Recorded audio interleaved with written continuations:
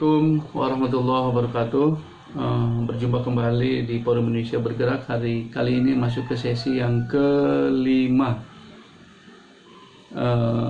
Oke rekan-rekan sekalian, saya mengingatkan saja dari sesi yang keempat bahwa pikiran ketika otak dibuka, maka manusia berpikir, ingin mengetahui segala sesuatu.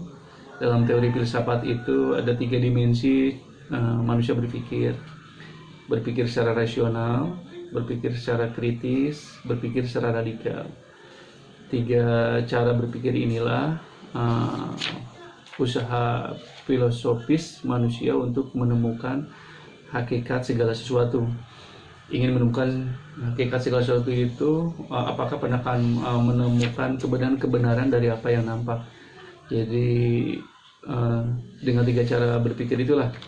Pertama, bahwa manusia berpikir rasional. Jadi ketika otak kita dibuka, kemudian dia ingin mengerti dan memahami segala sesuatu.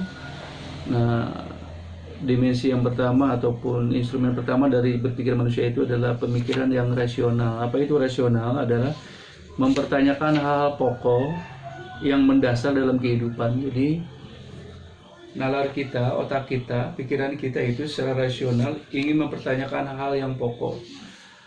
Hal yang pokok yang apapun dipertanyakan. Hal yang pokok yang apa sih yang pokok dalam kehidupan ini?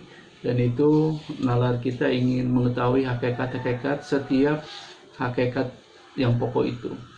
Yang sebenarnya dari yang nampak itu. Yang kedua, bahwa pikiran kita dalam teori filsafat itu berpikir kritis, mempertanyakan apapun secara luas, apapun dipertanyakan. Jadi apapun kehidupan ini dipertanyakan, sampai Allah, Tuhan pun dipertanyakan. Saking kritisnya, benar nggak Tuhan itu ada, Tuhan itu seperti apa, akhirat itu ada. Kebenaran dipertanyakan, apa itu benar, apa itu jahat, apa itu baik, itu semua dipertanyakan. Apapun secara kritis ingin dipertanyakan karena ingin mengetahui, ingin mengetahui segala apa yang nampak, alasan-alasannya dan seterusnya lah. Yang ketiga, bahwa dalam teori filsafat itu apa yang disebut dengan berpikir radikal, berpikir secara mendalam. Jadi apa yang nampak dalam permukaan kehidupan ini, bahwa kaum filosof mencari sebab-sebab yang nampak secara mendalam, dicari akar masalahnya, persoalannya, karena berpikirnya spekulatif, menduga, berprasangka. Ketika ditemukan sesuatu yang dianggap benar, maka dia akan mempertanyakan kembali, selalu dipertanyakan. Maka filsafat itu berbicara di game intelektual, hanya permainan pikiran. Dia mutar, melingkar, dan itu saja. Tapi paling tidak filsafat membantu kita memahami segala sesuatu, atau filsafat itu membuat jalan untuk menemukan hakikat, membuat jalan. Dan pada akhirnya agama yang membantu kaum filosof untuk memastikan keraguannya. Oke rekan-rekan sekalian, itu menjelaskan, membantu merangkai dari episode yang keempat. Dan kata Thomas Kuhn itu, bahwa terobosan penting dalam sejarah selalu berkaitan dengan pemutusan dengan tradisi lama. Jadi kita harus berani memutuskan dengan tradisi lama, cara berpikir lama, kurang begitulah. Apakah dengan demikian Al-Quran atau agama juga sebuah tradisi lama yang harus ditinggalkan? Itu juga persoalan yang kaum skeptis lah. Orang modern menganggap agama sudah harus dipinggirkan perannya karena itu produk zaman baheula, masa lalu yang tidak relevan lagi dengan sekarang. Itu juga persoalan filsafat, persoalan manusia kiwari yang sudah tidak mempercayai agama bisa menyelamatkan kehidupannya. Bahkan agama dituduh sebagai sumber masalah dalam kehidupan ini. Peperangan terjadi karena persoalan agama juga menurut mereka. Itu persoalan lain lagi yang akan kita kaji di sesi lain mungkin. Kita kembali ke persoalan paradigma. Jadi apa itu paradigma? Paradigma itu adalah teori tentang mengetahui. Jadi teori cara mengetahui segala sesuatu. Jadi kita tahu. Ketika kita tahu, ketika kita mengasumsikan bahwa kita tahu, maka pada dasarnya kita sudah mengetahui hakikat segala sesuatu. Kita berasumsi kita mengetahui hakikat segala sesuatu. Persoalannya adalah, apakah pikiran kita sanggup mengetahui hakikat segala sesuatu? Nah, itu persoalan. Misalkan segala sesuatu itu adalah Allah. Apakah kita mengetahui tentang Allah secara pasti? Apakah kita mengetahui yang benar itu secara pasti? Apakah kita mengetahui yang salah itu secara pasti? Nah, apakah kita mengetahui fenomena kehidupan ini, gejala-gejala kehidupan yang nampak ini secara pasti? Jadi apa itu tahu? Apa itu tahu berarti kita mengetahui hakikat segala sesuatu. Wah, itu juga persoalan yang harus diuji di lapangan filsafat lah. Kalau orang bilang, benar nggak sih aku, kamu, kalian, mereka, kita tahu hakikat segala sesuatu? Benar nggak tahu itu? Gitu. Pasti nggak tahu itu, mutlak nggak tahu itu persoalan. Itulah paradigma. Paradigma itu mengerti, kaitan dengan persoalan kemengertian. Jadi yang paling nikmat kan hidup ini mengerti. Jadi ketika kita nggak mengerti, itu kan menyusahkan, menyengsarakan. Kita nggak ngerti, kita nggak tahu. Dengan kata lain, bodoh itu sebetulnya menyengsarakan.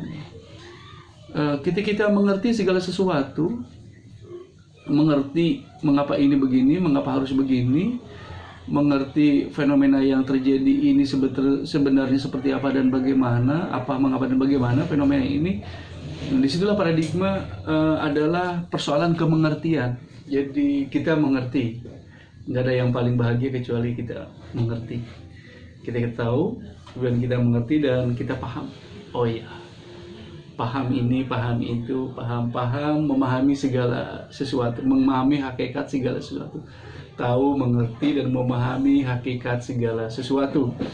Ini menjadi kepuasan batin. Jadi paradigma yang jelas itu akan mempengaruhi sisi psikologis manusia. Nggak ada yang paling damai, tenang, bahagia, selamat kecuali kita tahu, mengerti, dan paham hakikat segala sesuatu dengan pasti, dengan benar, dengan jelas. Nah, kepastian, kejelasan, dan apa itu benar dan apa itu mutlak, ini menjadi persoalan.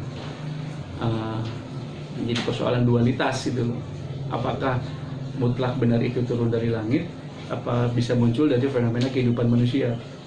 Seperti apa dan bagaimana kita akan uji ke depan. Dan pada akhirnya apa itu paradigma itu kaitan dengan menafsirkan. Jadi orang yang memiliki paradigma yang jelas, paradigma yang pasti, akan menafsirkan segala sesuatu dengan jelas dan pasti. Jadi hari ini bagaimana orang memandang Indonesia dengan persoalan ekonomi, politik, sosial, budaya, pendidikan, dan lain sebagainya, dengan paradigma apa? Apakah dia tahu persoalan itu? Apakah dia mengerti persoalannya? Apakah dia paham maksudnya?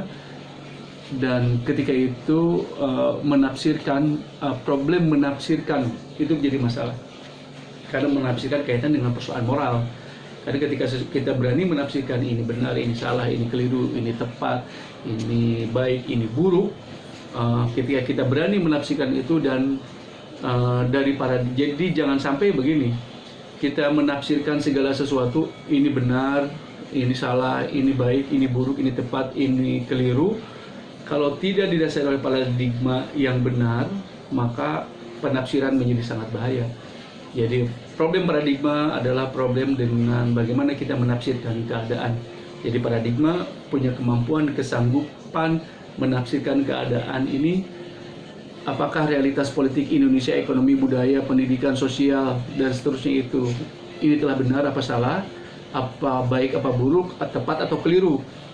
Ini penilaian itu akan penilaian seperti itu adalah secara moral menjadi tanggung jawab paradigma apa yang kita miliki dalam menilai realitas seperti itu. Oke, saya ulangi bahwa paradigma punya 4 dimensi. Dia mengerti segala sesuatu, dia tahu segala sesuatu, hakikat segala sesuatu, dia mengerti hakikat segala sesuatu, dia paham hakikat segala sesuatu, maka dia berhak menafsirkan realitas itu baik buruk, benar salah, tepat atau keliru. Jangan sampai kita nggak punya paradigma berani menafsirkan realitas, atau paradigma kita keliru, salah, maka tafsirnya pun akan keliru dan salah. Jadi paradigma seperti apa yang bisa memastikan bahwa realitas itu benar salah, tepat keliru, baik buruk. Bismillah, kita perlu sebuah paradigma yang mutlak, yang benar, yang permanen, yang tetap, yang abadi, karena kebenarannya menjadi mutlak, menjadi abadi, karena itu hakikat dan makna sebuah kebenaran. Oke, rekan-rekan sekalian,